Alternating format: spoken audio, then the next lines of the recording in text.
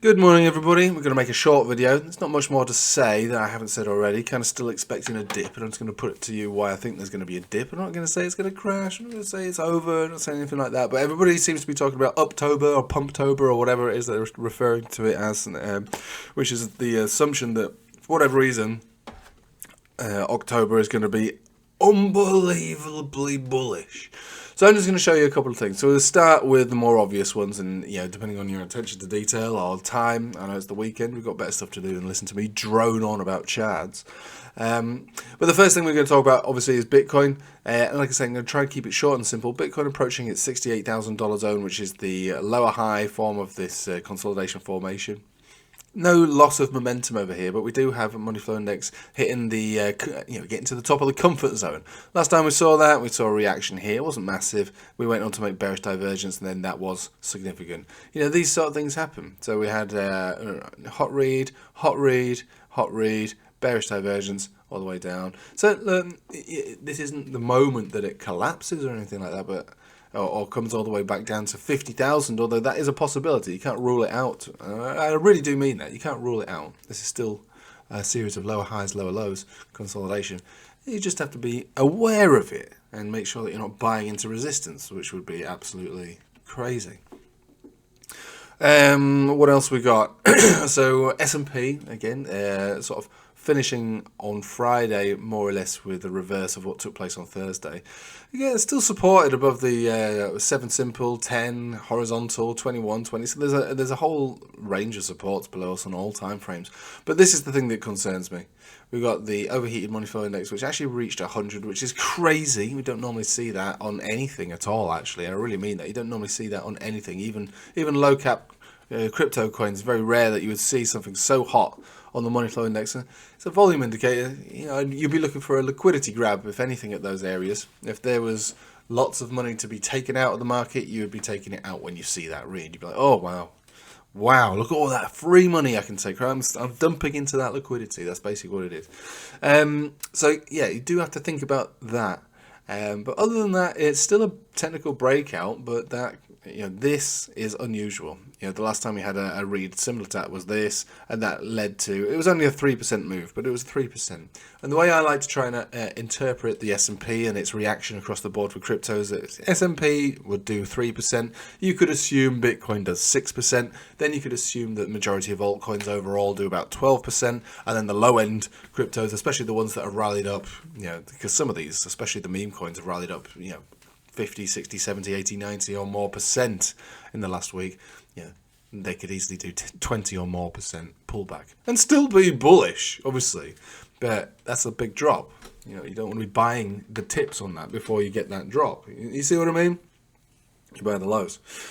Or you buy the supports, should I say. Obviously, everyone wants to buy the lows. You're very unlikely to catch the low. So that is that. I'm also going to show you the USDT dominance chart, which is something that I've started looking at over the last couple of weeks. And at the moment, the daily seems reasonable. We've got this channel that we're looking at here, which is a support. So if you're going to get a support from anywhere, it'll be at the bottom of this channel, and this channel could easily push you back up to the top. So that might be where I'm not going to call it a crash dump, whatever. Just downside move, that's all for crypto. We're also hitting the 200 exponential and the 20 weekly on the weekly, obviously, which is all part of a giant golden cross as well. So you just got to sort of recognize that for what it is as well. Major support. So we've got support here. We're approaching resistance on Bitcoin. S&P overheated. Okay, it's kind of is sort of suggesting something to us, isn't it? What's going on with the Bitcoin dominance chart then? Because we've been loving that since we got that reaction on the 58.5% dominance. Okay, so the 4 hour is catching a break now on the golden cross retest. Okay, so that looks like if you're going to do a V-shaped recovery from anywhere, it could happen from there. So that's slightly scary. The daily has got support on the 50 exponential. The last time we saw that, which again is all part of a golden cross, a V-shaped recovery is likely to happen from here. Bang, we got that before. Okay, are we going to see that again? If you break this area, 57.8% dominance, you probably will see a continuation up. So that would nip alt season in the bud. Excuse me, I'm still suffering from a cold. So, alright, so that doesn't look particularly favourable to altcoins at this very moment in time, although I could be wrong, but let's just lay it all out there. Overheated money flow index S&P or US 500, okay? Spells potential pullback. We've got support on the dominance chart for Bitcoin dominance. We've also got support on the Tether dominance, okay? All happening at the same time, right? And we've got Bitcoin approaching that $68,000 zone, which is a lower high that's been well established since the consolidation took place. Right, okay. What else is there that we could possibly throw into this mix, which is going to say the same thing? Because they're all saying the same thing to me, which is probably look for a downwards move into next week. And if we get to buy the dip on that, you know, we will sort of navigate that at the time. I'm still looking for, you know, a buy the dip area. At the moment, we've not received one. You know, over the last 3 or 4 days, that's been the nature of my videos, really. You know, get ready for a larger pullback and buy the dip. I'm not telling everybody, Pumptober, Uptober, oh, October's the best thing you've ever seen in the world. Look, you can... It's just a month, all right? That's all it is, just a month. It's not anything. The charts tell me one other thing. They tell me something else, right? It could easily end up with a massive rally in October, but it doesn't look like it wants to do it today. Yeah, it'll start on the 1st. So what else is going on? So we've got on the 30th, so just a day before, Pumptober begins. Powell speaks, so that is going to be an unpredictable day. We've got a lot of other financial news events taking place in the beginning of October as well, which could easily influence the decision of charts. But based on what I see, if anything goes up any further, it'll be even more overheated than hot. It's going to be ridiculously hot and will cause a bigger pullback anyway. So I feel like we're on borrowed time. The best thing to do is chill out and wait. For me, you do what you want. I do what I want. And for me, there is no trade to be had. Other than maybe a cheeky short, which is crazy to say that.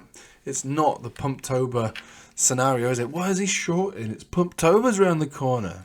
Well, I can short if I want.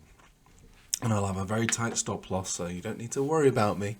But things do look more appropriate to short in Pumptober or Uptober. At least at the beginning of it, anyway. As we creep through October, we might see more opportunities to go long and, you know, have a great time. You know, I've got a large portfolio, obviously, as you all know, and I'm happy to hold that, let it ride. But from my trading accounts, yeah, probably more of a counter move to, you know, to cover those spot positions, which would be one of shorts. I'm not telling you to short, honestly. I really, if you don't use derivatives, don't use derivatives. If you don't use leverage, don't use it. You know, not until you're a confident trader.